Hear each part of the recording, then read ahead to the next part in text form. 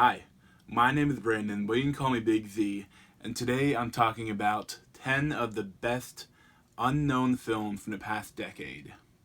So I'm a big horror fan, and since today is Halloween, I thought it'd be fun to talk about 10 films that most people have never even heard about.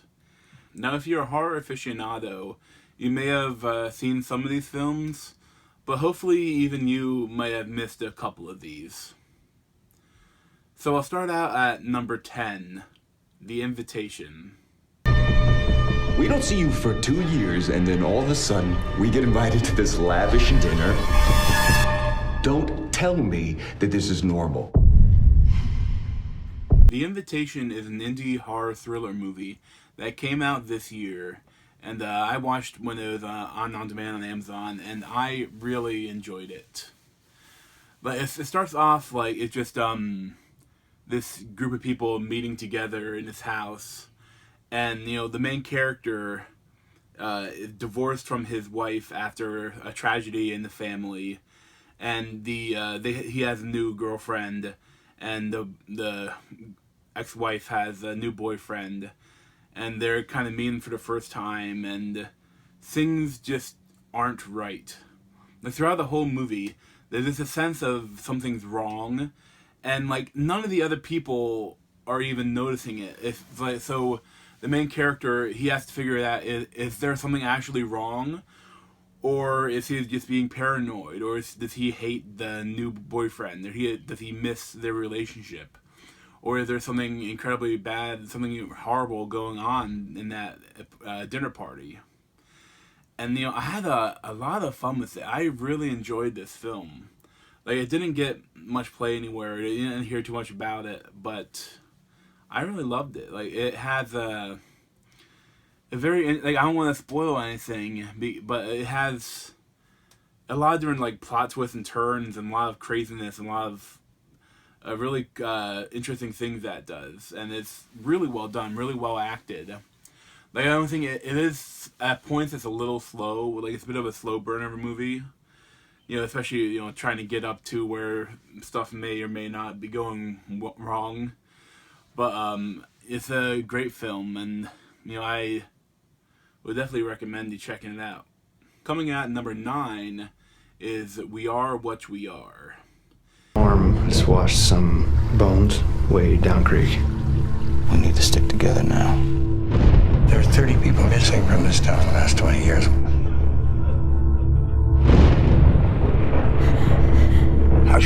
And this is another interesting film that is a bit of a slow burn, but basically the family is...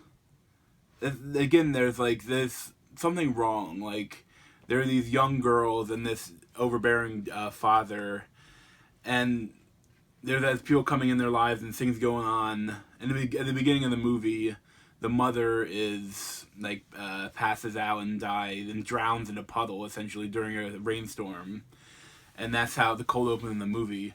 And afterwards, it's like how they deal as a family with losing their mother.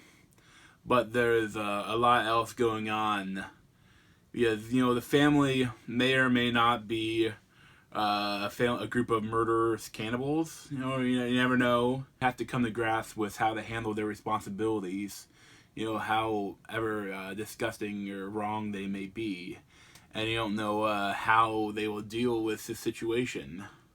And this is the horror thriller. Like, almost a little bit of a mystery too. But I really enjoyed this film. Like, it's really an interesting take on the genre. Like, it's not for most of the movie it's a little slower, but if you really get through it and get through the meat of the film, it's really good, and I definitely recommend it. Number 8 is the movie Late Phases. I think you'd still be awake. What is that? There's a boy. Dolores! Dolores!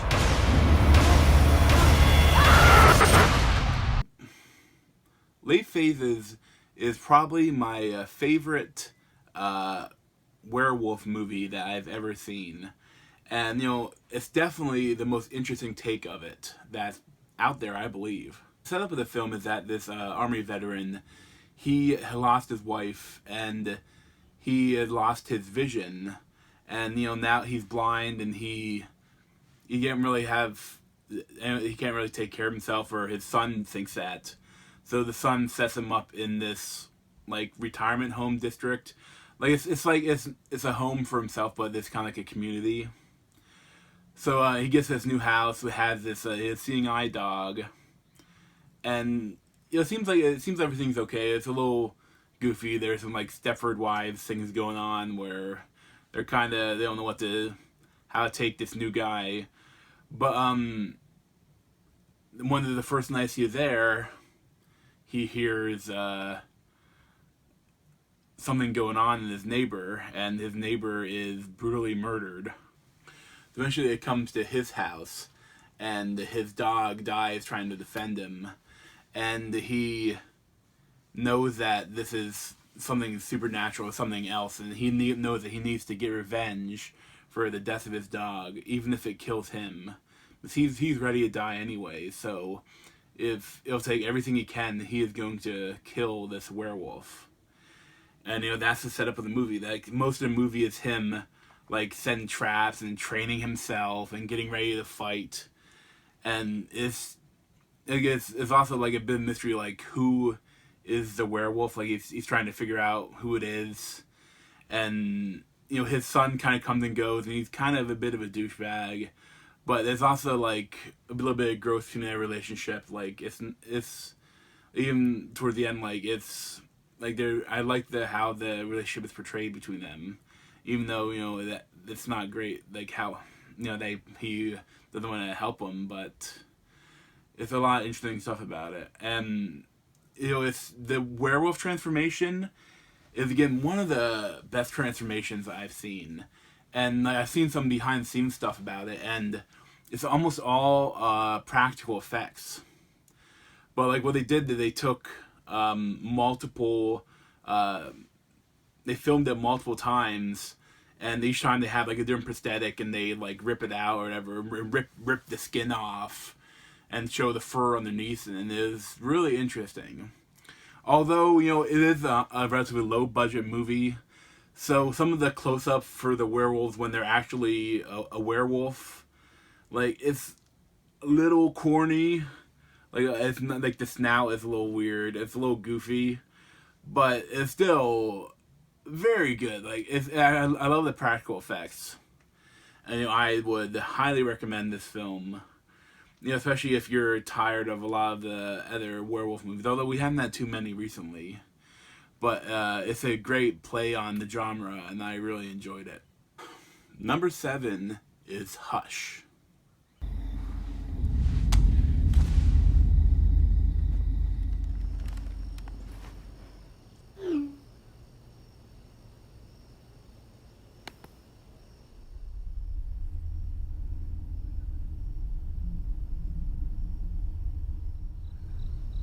And this is a movie that came out this year on Netflix. And, I first heard about it from Chris Duckman's review of it. And I watched it on Netflix. And I was floored by how good it was. I couldn't imagine how this didn't get a theatrical release. Especially when some of the other crap horror movies we've seen this year. This movie just goes straight to Netflix. And, I mean, it is really good. I had a lot of fun with it. Although the first time I watched it, like the whole idea is that the main woman is deaf. So there are parts of the movie where it goes to what she's experiencing because like she can't hear anything, and at a certain point, like I thought that the movie went completely silent, but somehow I managed to sit on the remote and mute it. So I was like, at a certain point, it's like, I think that guy is speaking. I think I should be able to hear him. I was like, uh-oh. But so I watched it again, and, they still have a couple moments like that, but not the whole film. So basically, the setup of that is this woman lives on her own, and she's an author, and she's relatively popular, not huge, but she's known for having like great endings, a great like coming up with the perfect ending, and she is deaf, but she has a lot of things that help her get through her day, but it becomes a kind of a home invasion thriller or a horror film where this guy comes and he wants to kill her, but it's a lot playing like with him walking up behind and she can't hear, and there's a lot of interesting stuff. Like, it's really cool. Like, I don't want to spoil much, but the guy has this creepy mask, which is kind of like expressionless, and like he's kind of chasing her all over the place, and she really fights back. Like, she is not like a weakling. She really tries the hardest, and she fights her heart out. And they get some interesting things where it ties back into how she can like almost like see the ending in her mind.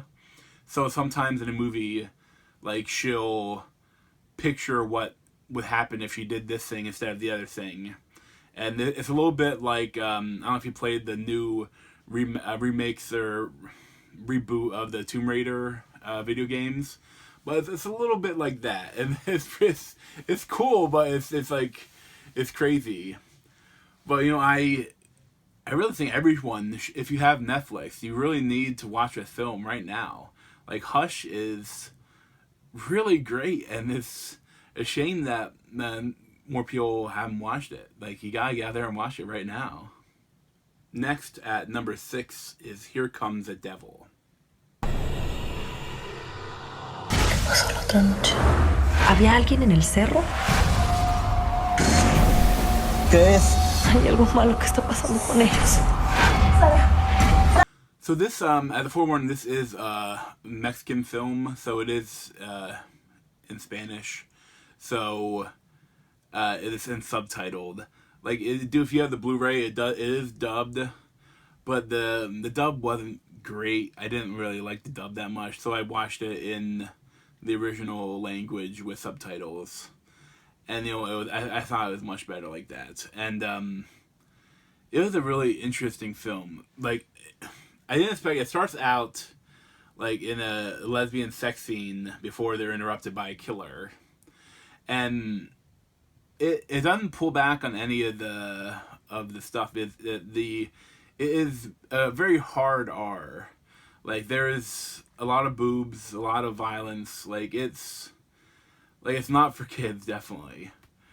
But so basically, this family, like, they're on a vacation, and their 2 kids, like, they want to go explore this hill over there, and they're like, okay, fine. And then the parents have sex in the car while they're waiting, and they finally fall asleep, and they wake up and the kids still aren't back, and they go crazy, and they talk to the owner of the gas station, and he's like, oh, we don't go up on that hill is cursed. And that they, back in the day, in the Indian Native Americans, they wouldn't even go up on the hill. There's something there that fills empty vessels, or it changes people that go up there. And so of course they're a little worried about that, but they call police, and they're gonna have to wait to search till the morning because it's too dark. So they go to the hotel room and chill out, and then the police arrive in the morning with their kids, and everything is fine. Oh yeah, everyone seems happy, but then the kids are not acting right. They're acting weirdly. So after a couple of days at home, it's clear that the kids aren't quite right. There's something wrong with them. So the parents obviously think that they had some sort of trauma, like when they're missing, something happened to them, and so they take them to a child psychologist, and think that, and things go on. They think that there's signs of abuse, so something happened there. So it's almost kind of like a mystery. they go and try to find out like who might have done this. And there's this one guy that looked at them while they're in the bathroom changing, like, and she's thinking, oh, about him, and might have seen his truck go by around the same time too, that night. So they kind of search him out, and they take a little bit of a vigilante justice into their own hands. And yeah, it's really cool. It's really, like, how they do it is really great. But then you realize that something else is going on, something supernatural perhaps. So it becomes like a lot of different facets to the movie that I really enjoyed. And it's a lot of fun. Like it's a little bit scary, like a little bit of possession and a little bit of everything in it. That, I mean, some of the stuff is a little rough around the edges, but I really loved the film. Like, it has, the acting is good, and even from the kids, although they all have to act creepy. But there's a lot of cool things. It even has like a little bit of a twist at the end. Not much, but I enjoyed it. Like it could have had a different ending, but I enjoyed the one that had. And I had a lot of film, and I would definitely recommend it if you're not offended by nudity and some violence. Number 5 is The Loved Ones. She's Queen of the Dances, Lola Stone!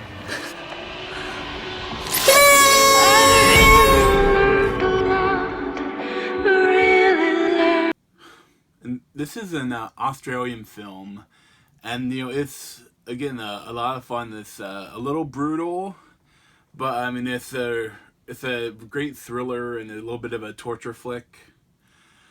But the cold open has the main character and his dad driving on the car, and like he's getting ready to doing his permit, like he's teaching him how to drive or doing everything like that, and they're driving and they're having like a little bit of a like conversation, not an argument, but like they're having like fun with each other, messing around with each other, and all of a sudden this person is in the middle of the street, this guy, and he has something carved into his chest, and he looks horrible, and he's all bloody, and he sees him, and he swerves to avoid him, but kind of overcorrects and careens off the road into a tree. Come back after the opening credits, you see that this kid is now a bit of a pothead, and he doesn't look good. Like, he looks like he's kind of sad and like kind of depressed, maybe a little emo. But I mean, even though he has a girlfriend, but he's not doing great. Like, he's still mourning his father, and his mom is also like really like won't let him drive, won't let anyone else like drive him around. So he's definitely damaged. And that there's this end of the school year dance coming up. He's going with his girlfriend, but this socially awkward girl comes up to him at his locker and asks him to go to the dance. And, he tells her, I can't. I'm going with my girlfriend. And you see her, and it's a little creepy. Then you go back later, and they're making out in the car, and they see her standing outside of it watching him. And you said no to the wrong girl. Although I don't know if you would have said yes, it would have been that much better either. So it comes out when he goes mountain climbing, and the cinematography in this scene especially is really beautiful. Like, he's just kind of hanging off the cliff, and like he almost falls, and it's almost like he's trying to embrace death. Like his mom wants to protect him so much, he's doing all he can to kind of embrace death. Almost like he wants to die, but he doesn't want to die. Like he's thinking about it, and it's just a really amazing scene. But then afterwards, you have someone that comes in and knocks him out. So, and that's the movie. But it's really interesting. Like, there's this companion sort of like mirror image sort of storyline where his best friend is going out with the sister of one of the previous victims, and he's being tortured by this girl and her dad. And the torture, I mean, it's like they don't pull any punches. I mean, it's pretty gruesome, but it's the interaction between the father and daughter is like really creepy, and you see that it's also the mother, but the mother has this like scar in the middle of her forehead, and she's acting like she's brain dead almost.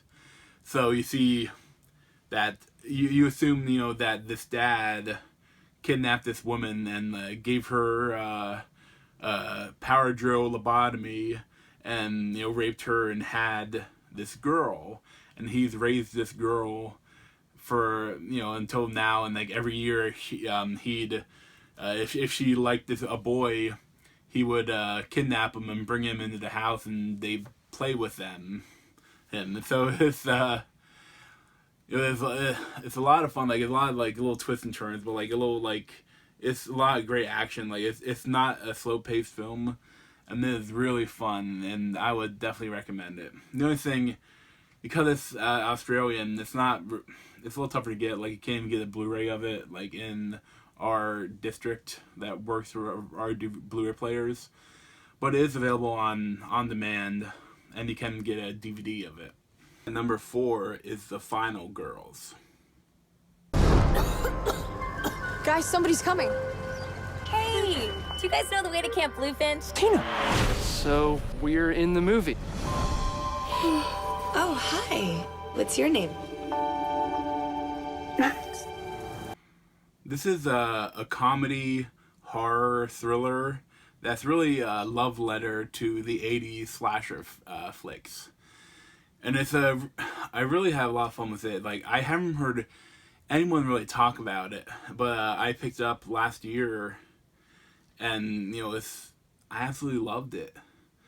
They had the really interesting play where the main character is the daughter of this actress, and she was this one of the victims of this slasher flick. It was kind of like Friday the 13th or something like that. And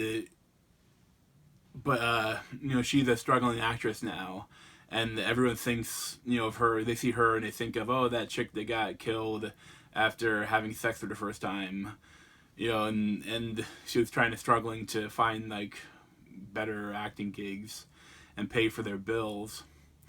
And in the beginning of that, they have a bit of a relationship between the mother and daughter, and it shows that it's really kind of like a nice relationship, even though they're under a little bit of hardship. But there's a car crash and she dies. So they come back like 3 years later or something like that, and the daughter is in college, and she, like, one of her best friend, her brother is like a horror fan, and one of their favorite movies is this the movie that her mother starred in. So he begs her to come like as a guest speaker at this double viewing of the films. So like she doesn't want to, but he says that he'll do all of her homework for her, like for in the one class that she's having trouble with. So she agrees, and through a series of like Final Destination like events, the theater kind of goes up in flames, and this group of characters, they think they go behind the screen, so they like cut through the movie theater screen, and they go behind, and they all wake up inside of the movie. So it's kind of really interesting things, like the horror fan is like talking about everything that's going on, like how the movies play out, and like how they're supposed to go, the final girl, and how like why people die, and it's kind of really cool. Like it's a lot of like meta humor, and the comedy is very funny, and that's a lot of fun. Like, and they have to like try to figure out how to defeat this guy when stuff starts to go wrong, and they kind of lose the original final girl, so one of them has to step up and be the final girl and kill the slasher guy. Like, I'd probably even recommend this film if you're not a huge fan of horror. Like, it has a lot of comedy to it, and it has like a little bit of of, a lot of feeling to it, because the daughter, when she goes into the movie, her dead mom is alive again, although she's this character now. But, they have this sort of bond relationship, and it's like a little bit touching, even though it's a little goofy, like how the setup for all of it. And I definitely recommend it. Number 3 is Spring. You're the most attractive person I've ever seen. But that doesn't outweigh that you might be a mental patient, and I gotta make sure you're the kind of crazy I can deal with. No. I'm a bunch of confusing biochemistry and some crazy hormones. This is a horror romance movie, and it's a little bit of like a Cronenberg like body horror aspect to it, but like it's a really good film. Like it's interesting, like how you don't see too many combinations of horror and romance. Like usually the romance is either like something quick or it's like something that leads to them being killed. But in this, like, it's really touching. Like, it's a really romance film. Like, if you could take away some of the horror aspects and it'd just be like a straight up romance film. But the horror aspects are really what make it interesting. So the setup of this is that the main character, both of his parents die, and he'd been taking care of his mom, I believe, who had cancer, and his girlfriend has broken up with him. So like his life isn't going great, but he goes out to drink with his best friend, and like they kind of annoy this drunk. He goes to attack his best friend, and he steps in and beats the living hell out of the guy.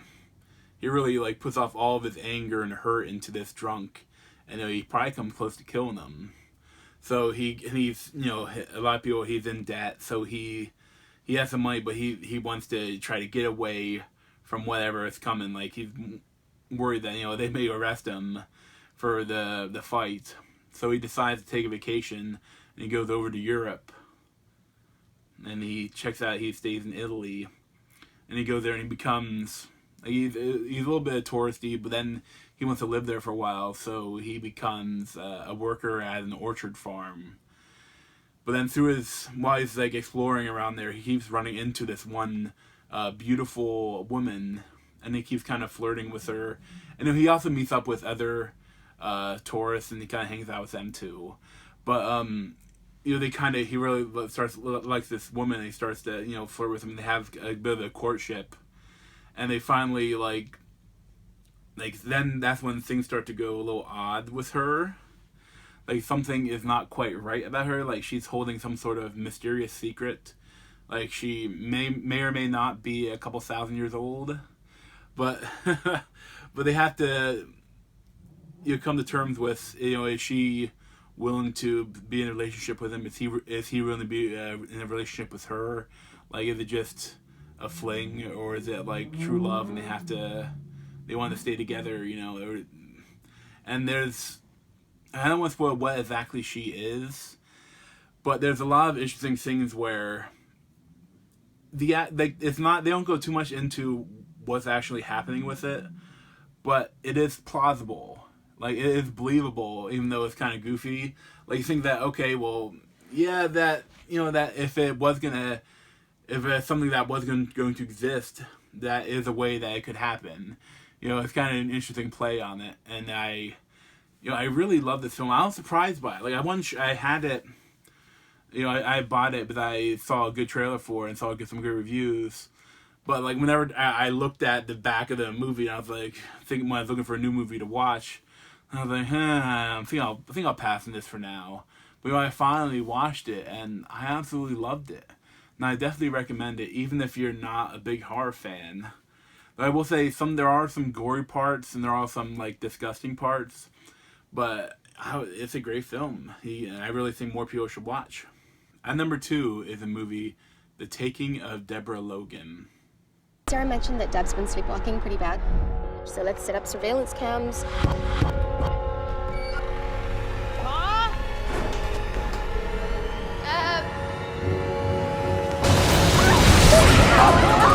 It's a found footage film, and it's honestly one of the best found footage films I've ever seen. And it's a really interesting take on it. Like Definitely probably one of the best ones since, Blair Witch Project.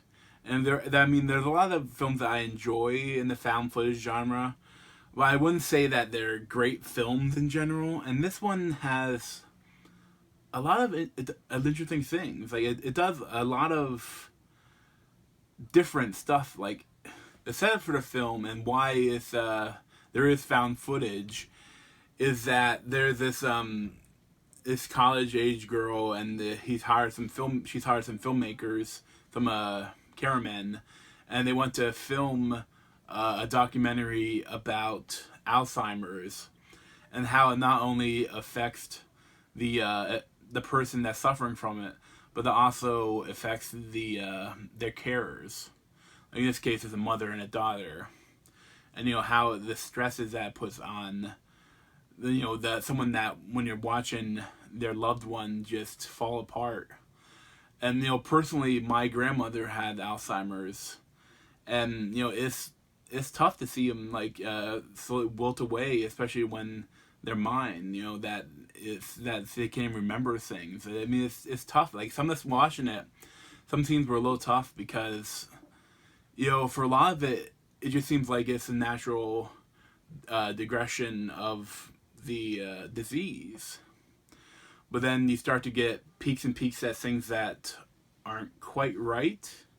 But at the same time, think that, okay, maybe it's just something else is going on. Maybe it's, maybe she's a little bit going crazy too, or maybe something, like, you don't know what's happening, but then things, supernatural little things start happening. Like all of a sudden she's standing in front of the counter, and even though they're watching the time code, this time code doesn't change. And all of a sudden, she's up on the top of the counter, and and things like part of like she's acting crazy and like maybe almost like attacking the cameraman or being really weird. But you think that is that the disease, or is that something horrible going on that's like something supernatural? Anyway, I won't spoil anything. But there's a lot of it just keeps building and building, and like a lot of stuff towards the end is really creepy. Like throughout the movie is creepy, but I mean it's well done too. Like it's mostly practical effects. Like, I think there's probably some CGI in there, but a lot of it is practical, and it's really well done. Like especially the makeup for Deborah Logan. Like, they really make her look older and older and worse and worse. I mean, it's impressive. And, I would definitely recommend this film. I absolutely loved it. The only thing, it has been on Netflix, but just recently they removed it. So right now you can only watch it on demand, or you can buy the DVD. I wish they would have had the Blu-ray release, but I don't know if they would do that. But I definitely recommend it. Finally, at number 1 is a movie, Housebound. Gosh, that's high tech, isn't it? Aren't you lucky, Kylie, having all that fancy technology on your foot? Nice being back home. Some things have happened since I've been here. Things I can't explain. So Housebound is a comedy horror movie. And, it is, like a lot of comedy horror films, they aren't actually that scary.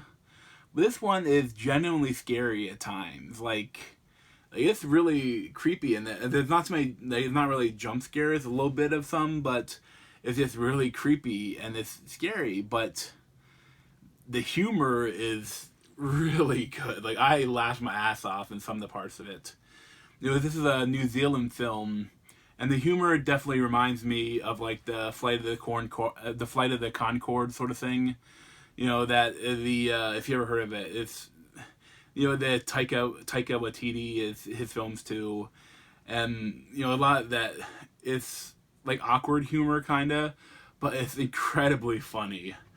Like, and some of the things that are most funny are when they're brutal, like someone like a giant head explodes and a burst of blood, and it's just laugh out loud hilarious, at least for me, and. It's really great, and that has a really interesting take on why someone would stay in the house even if it's haunted. And that's because the main character, in the beginning of the movie, she's arrested, and they put her on house arrest back and lived with her parents, like even though she had lived there in a long time. And so she can't leave the house because she has, the bracelet on there, and if she leaves, she'll go back to prison. So it's a lot, a lot of movies, they come up with some other reason why they can't leave, but that's a really interesting reason why you wouldn't be able to leave. But what's so cool is that the person that's in charge of the ankle monitor, they lives right around where the house is, and where she is in the basement, and the hand grabs her, and she freaks out, and she finally realizes, okay, maybe there is a ghost. Maybe my mom wasn't just isn't just crazy. Maybe there is something going on.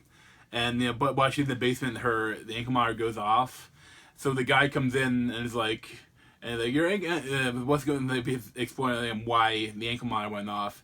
And they're no, there's something down in the basement, and there's ghosts, and so it's so I think he's gonna be laugh at them, or he's gonna leave or something. He's it takes out a tape recorder, it does an EMF recording to see if there's anything trying to speak to him.